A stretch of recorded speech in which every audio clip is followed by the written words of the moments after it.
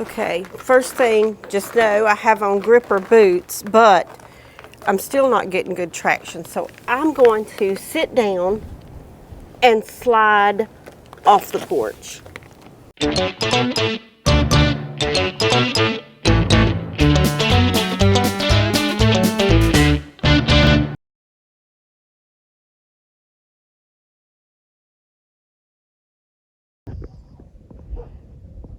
that? No, it's okay.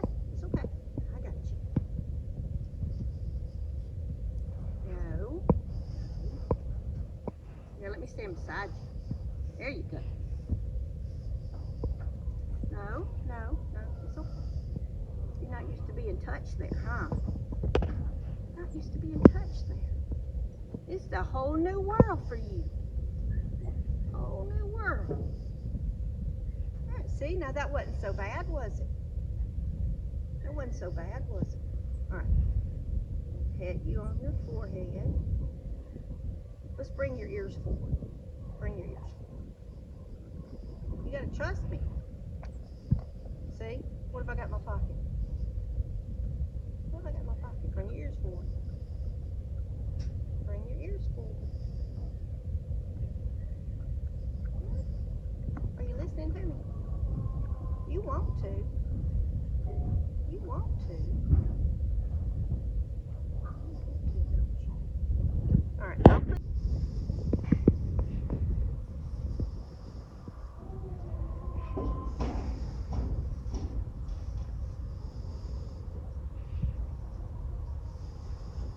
Ain't much you can do about it, is it, huh?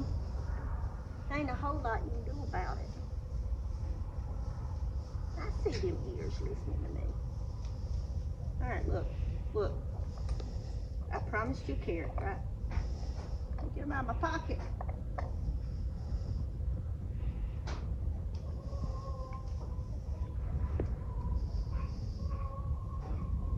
Now that's not so bad, is it, huh?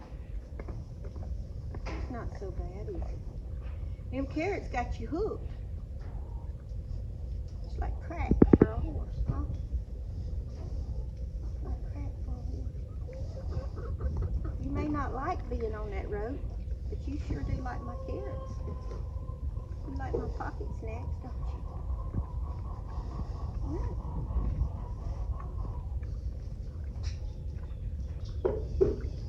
Keep your hand there. I'm gonna keep my hand there, okay? You gotta get right up on me to get them. You like those carrots, don't you? Uh-huh. Oh, I see the ears coming forward. You like a little pet. You do. Look at the ear coming forward. Yeah. Lowering your head, ears coming forward. That kind of means it makes you sleepy, don't it? It does make you sleepy, don't it? Huh. All right. I may never be able to trick you again, but I tricked you this time, didn't I? All right, let's see how good you leave. Come on. Come on. No, not too good, huh? Come on. Well, you'll do it for a carrot. Let me dig another one out. Come on. Come on. Come on. Yeah.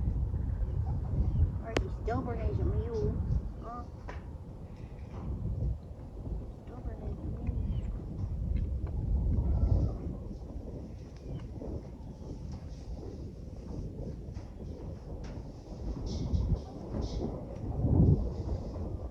All right, I'm gonna get the brush again. Okay. Get the brush again.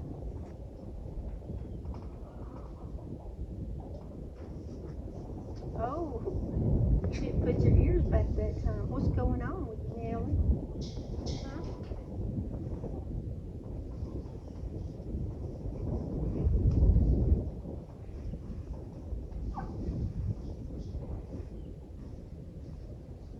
What's going on? New area, Nellie.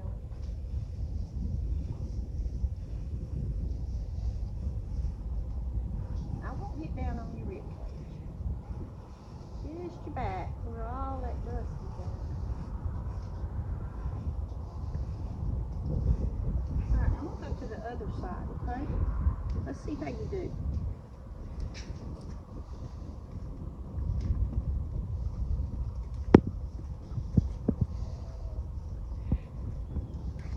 Whoa now.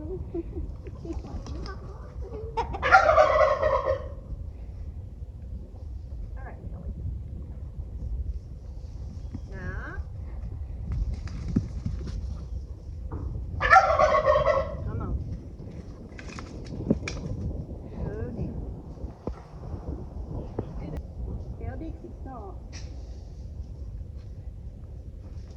Now, Ellie, it's okay. Now. Right, smell it. Here, big one.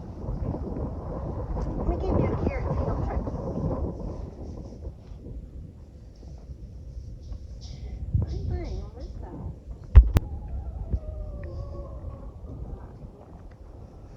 It's okay.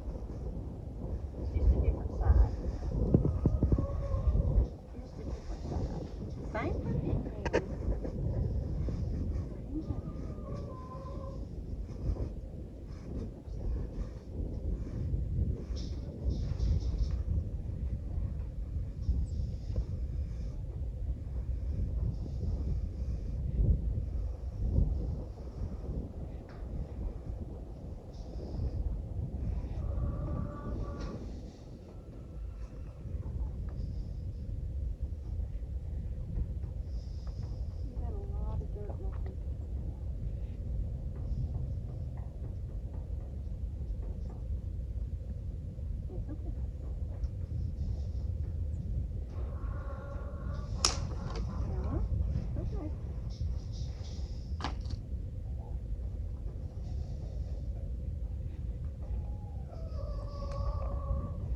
You know, what I said a while ago was,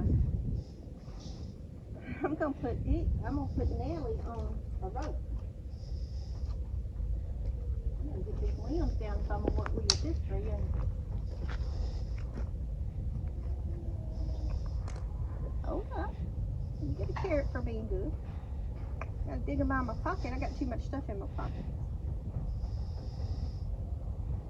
You like me better on the other side? Too much happening over here.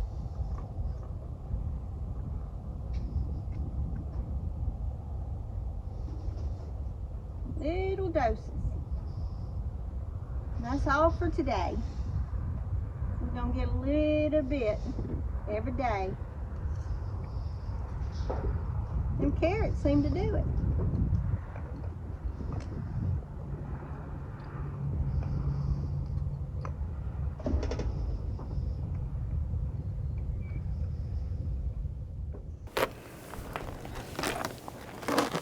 Oh, that's a lot of ice. My behind is getting wet, but I made it down safely. So, let's go and feed the animals this morning. Here's the thing. It's just ice, crunchy ice. And there's just, like this is icicles here on this tree. So that's when the conditions become dangerous for like power lines and so forth. When the wind blows, the trees tend to break where they've got the icicles. Oh wow, you can just see how stiff that is and how much ice is on it. But thank goodness, we don't have like a very thick layer of stuff. So there are people who have it worse. But right now, I've got to concentrate on getting things fed because it's cold out here. The wind chill is 9 right now. Okay, one change. I cannot get in the pasture to feed. The chain is frozen to the post, so I've got to go get some hot water really quick. And then I can feed. So yeah, I've got to brave those steps. Twice more at least. 3 times more. See you in a minute. Well, hey again, y'all. So I ended up cutting the camera. I did not video When I went back to pour water over the gate to get it open, I did not video feeding the animals simply because the wind chill is 9 right now. It's blowing pretty hard out there, and I just felt like that it was for the safety of myself and the safety of the animals, as well as much ice as we have on the ground right now. I just did not feel like it was safe to carry around a tripod and a camera. I did not want to risk anything happening. I did not want to risk an animal getting hurt or myself getting hurt trying to video. So just know that I have come in the house and I have thawed out, but just know that it's rough out there for Alabama. Now, I know that there are other states that have a lot worse. But here in Alabama, we're just not used to it. Preparing, we do our best to prepare, but you know, it's not always the easiest for us to figure out what we need to do to make sure the animals are safe. So I will show you at a later point, but my sweet husband had some old metal, and I know it doesn't look the best, but it's not screwed all the way down. We have lined all the stalls now with a sheet of metal, so there can be no wind coming in the stalls, and we have hay piled as high, like up to my knees in there, so that they can like get inside the hay and just lay down and get warm beside each other. So everybody is fed, and I fed a little extra today because I know that they're not going to be able to get the green that's on the ground because it is covered with ice. So I did feed extra grain this morning, not a lot, not enough to upset tummies, but I did feed some extra protein this morning. So protein causes muscles to heat the body. I did take gallons of hot water with me. So everybody's water bowls are filled with hot water. It cooled down very quickly out there, but it'll take a little bit longer to freeze. So here's what I'm gonna have to do. At least 3 to 4 times today, I'm gonna have to take bottles of hot water and just heat their water so that they can drink and get enough liquids in them to stay hydrated. So yeah, so I'm back in the house.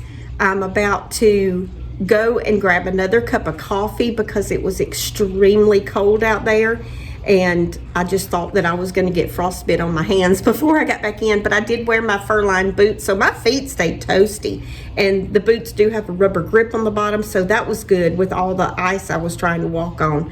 But just know, at this point, everyone is safe, comfortable, and warm. So it's going to be a long day. It's going to be a long night tonight, and it's going to be another long day tomorrow. So let's get a little bit of rest, get a little bit of grub in our bodies, and we will get back out there for another round of warm water over their ice, their ice water. I was able to break it up and pour the hot water in there, so that did help, and it all melted at that point. But by tomorrow morning, it's really going to be a block of ice. So thank y'all for watching, and I'm sorry I didn't video, but it just was not safe to do so. Hope you guys understand, and I will show you what we're going to do to beat this cold. You know that it is just horribly cold outside and icy and dangerous, and the temps are just so low that it's just hard for anyone to stay out there any length of time.